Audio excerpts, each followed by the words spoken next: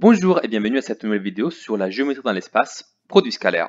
Aujourd'hui, on va effectuer un exercice qui résume plusieurs des notions que nous avons vues dans le chapitre sur le produit scalaire et en général sur la géométrie dans l'espace. Et on va donc rappeler aussi des techniques sur comment trouver les intersections, en particulier entre deux plans. Alors, on va commencer par le texte du coup. On nous fournit deux plans, P et P', d'accord, par leurs deux équations cartésiennes respectives. Et on commence par nous poser du coup la première question, est-ce que les plans P et P' sont perpendiculaires? Alors pour répondre facilement à cette question, on va se poser la question, quels sont les vecteurs normaux aux deux plans? Alors, je vous rappelle que pour trouver le vecteur normal, pour mieux dire un vecteur normal à un plan, il faut regarder quels sont les coefficients des variables x, y et z dans cet ordre. Et donc on remarquera que le vecteur normal au premier plan, on l'appellera n, eh bien c'est 1, 1, moins 2. Et que si je note par n', du coup, le vecteur normal au plan P', eh bien je trouverai 0 parce qu'il n'y a pas de variable x, 1, 1. Voilà. Donc pour répondre à la première question, tout ce que je vais faire, c'est juste de contrôler si le produit scalaire n est bien égal à 0 ou pas. Alors attention, ça je ne le sais pas, hein, c'est justement la chose que je veux vérifier. D'accord? Si c'est égal à 0, ça voudrait dire que les deux plans sont en effet perpendiculaires. Donc j'effectue cette opération, ça me fait 1, 1, moins 2, scalaire 0, 1, 1.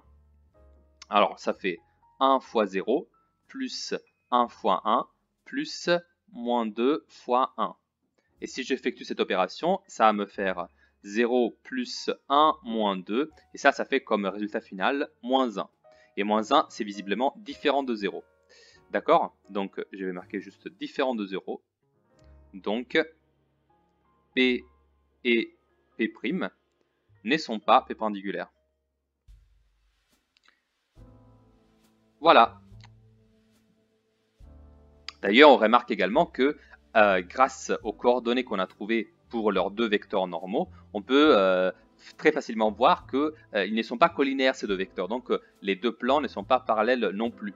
D'accord? Pour s'en rendre compte, il suffit de juste faire les rapports respectifs entre les coordonnées. D'accord? Donc par exemple 0 divisé par 1, 1 divisé par 1, et 1 divisé par moins 2, ça vous donnera, ces trois rapports vous donnent trois résultats différents. Donc voilà, les deux plans ne sont pas parallèles non plus. Ok, donc on arrive à la question B, déterminer une représentation paramétrique de leur droite d'intersection. Dans la question, en fait, il assume que ça existe, mais voilà, on vient aussi de le démontrer grâce à cette remarque sur le fait que les deux vecteurs normaux ne sont pas collinaires. Alors pour trouver une représentation paramétrique, je vais mettre à système ces deux plans, et donc écrire x plus y moins 2z plus 1 égale à 0 et y plus z moins 3 égale à 0. Et une fois que j'ai fait ça, comme je vous ai déjà expliqué, je vais choisir une variable par rapport à laquelle je vais écrire les autres, c'est-à-dire une variable par rapport à laquelle je vais mettre les autres en fonction. Alors ici, je vais choisir la variable z. D'accord? Et donc, je vais essayer de tout écrire en fonction de z. Regardez. Je commence par la deuxième équation parce que c'est particulièrement simple. Je vais écrire y égale moins z plus 3. Vous voyez, j'ai écrit y, excusez-moi, en fonction de z. Vous voyez, y, elle est exprimée en fonction de z. Et maintenant, je peux la remplacer en plus dans la première équation. Ça me donne x moins z plus 3, je vais vous faire remarquer que comme y est égal à moins z plus 3, je la remplace juste ici, moins 2z plus 1 égale à 0. Et donc ça va me donner si et seulement si, du coup. Alors j'effectue les opérations. Alors ça c'est x moins 3z plus 4 égale à 0. Vous l'aurez remarqué, ici j'ai juste effectué les opérations qui étaient à faire, et maintenant je suis à un pas en fait d'obtenir l'expression de x en fonction de z. Et en effet, ici je peux continuer à faire x égale du coup 3z moins 4, y égale moins z plus 3. Et là en fait j'ai terminé. J'ai l'expression de x et de y, et pour z bah, ça va être du coup le petit secret, l'étape en fait fondamentale. Bah, je vais dire z égale à, eh bien, je vais juste prendre t. D'accord? Et en faisant ainsi, j'obtiens du coup que x est égal à 3t moins 4. J'ai que y est égal à moins t plus 3, du coup. Et z égale à t, c'est la première que j'ai dit. Et ça, c'est une équation paramétrique d'une droite. D'accord? Donc j'ai gagné enfin cette intersection entre les deux plans, c'est une droite. Et ça, c'est son équation paramétrique. Donc t appartient à R. Et ça, c'est l'équation paramétrique d'une droite. D'accord? C'est la droite D, donc, qui est l'intersection entre P et P'. Ok. Revenons donc au texte de l'exercice. On a déterminé cette représentation paramétrique. Maintenant, on veut vérifier que le point A de coordonnées moins 4, 3, 0 appartient à cette droite. Alors, moins 4, 3, 0 doit appartenir à cette droite. Alors, moins 4, 3, 0. Ça, c'est vraiment simple à vérifier. Donc, la question, c'est vérifier si A appartient à cette droite D. Alors, c'est très simple. Pour vérifier cela, ce qu'on fait, c'est tout simplement que on prend notre équation, donc x, y, z égale, donc on a dit t, ensuite moins t plus 3, et ensuite 3t moins 4. Et donc on sait que on veut trouver en fait la valeur de t telle qu'on obtient le point A. Et du coup, ce que je fais, c'est que je remplace là où il y avait x, y et z, bah, les trois coordonnées, moins 4, 3 et 0. Et ici, du coup, ça devient très simple parce que dès que t est choisi comme étant égal à 0, vous le voyez ici en fait, ici c'est très simple à voir quelle est la valeur qu'il faut choisir pour t, et eh bien effectivement on trouve 3 égale à moins 0 plus 3, bah oui ça fait 3, et moins 4 est égal à 3 fois 0 moins 4, bah oui c'est logique bien sûr. Et donc en fait on trouve que si on choisit t égale à 0, on trouve A, c'est-à-dire qu'on trouve les coordonnées de A comme faisant partie de la droite D qu'on a trouvé il y a quelques secondes. Donc voilà, ça c'est plutôt simple, il faut juste choisir t égale à 0. Donc je vais valider cette question. Et donc je passe à la dernière question qui est un peu plus intéressante parce qu'un peu plus difficile aussi. D, du coup, déterminer l'équation du plan L passant par le point A et orthogonale au plan P et P'. Alors je vous la relis, celle-là elle est vraiment intéressante. Déterminer l'équation du plan. Donc on cherchera une équation soit cartésienne, soit paramétrique, je ne sais pas spécifier. Donc qui doit passer par le point A et qui doit être orthogonale au plan P et P'.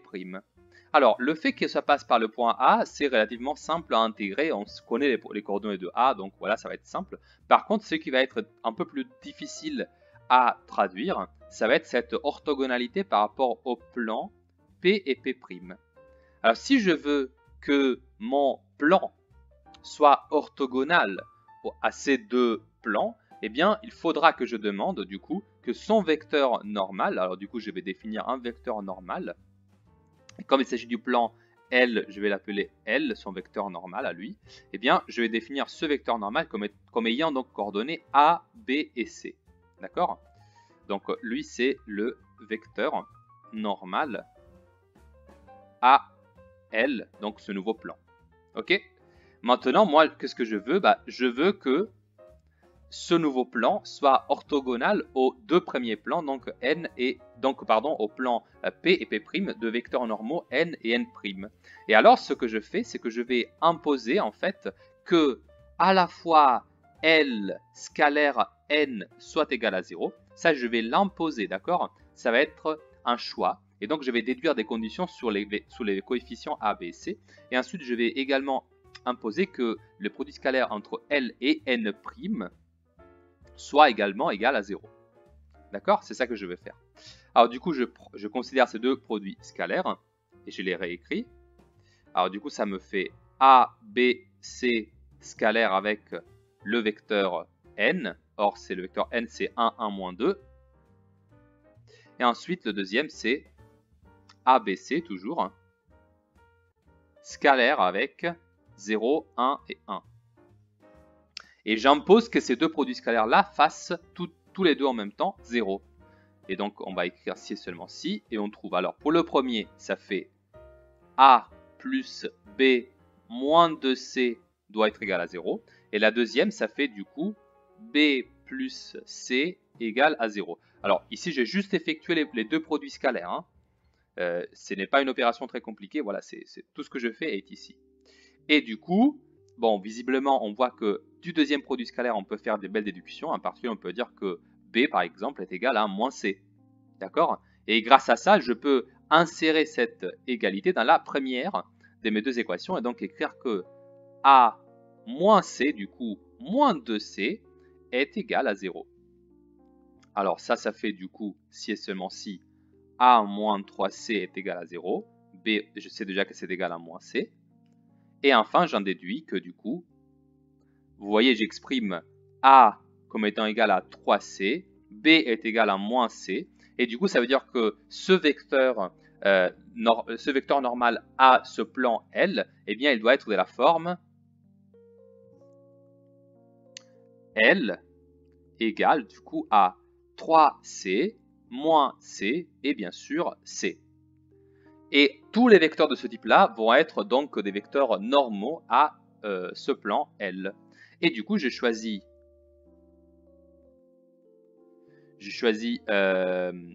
C égale à 1, d'accord? Et je trouve un vecteur normal à ce plan. Et donc, ça va me donner L. Et encore une fois, ça c'est par exemple, là j'aurais aussi pu prendre d'autres valeurs de C. Donc par exemple, L, donc un vecteur normal, je le prends comme étant égal à 3, moins 1, 1. Vous voyez, j'ai choisi C égale à 1 parce que ces valeurs pour L sont très simples. Alors encore une fois, ça veut dire que L, c'est ce vecteur-là dorénavant. D'accord? C'est un exemple spécifique parmi tous les vecteurs qui peuvent être normaux du coup à ce plan. Ok, maintenant que j'ai lui, bah, du coup je peux trouver l'équation cartésienne assez facilement. Parce qu'il suffit que je dise, bah, du coup, 3 moins 1 et 1, je vais les utiliser comme coefficient pour l'équation cartésienne. Autrement dit, je vais écrire 3x moins 1y plus 1z plus du coup la dernière inconnue, le paramètre d, bah, tout cela égale à 0.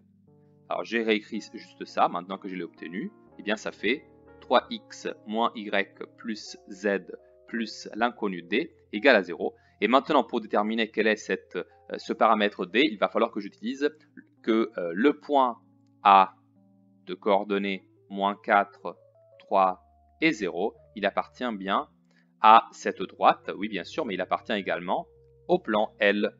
Et du coup, je vais remplacer ces coordonnées dans l'équation cartésienne et je trouve du coup 3 fois moins 4 moins 3 plus 0 plus d égale à 0. Et donc ça fait moins 12 moins 3 plus d égale à 0. Et donc on trouve d égale à 15. Le voici. Et donc en conclusion, L, il aura comme équation, bah, du coup, 3x moins y plus z plus 15 égale à 0.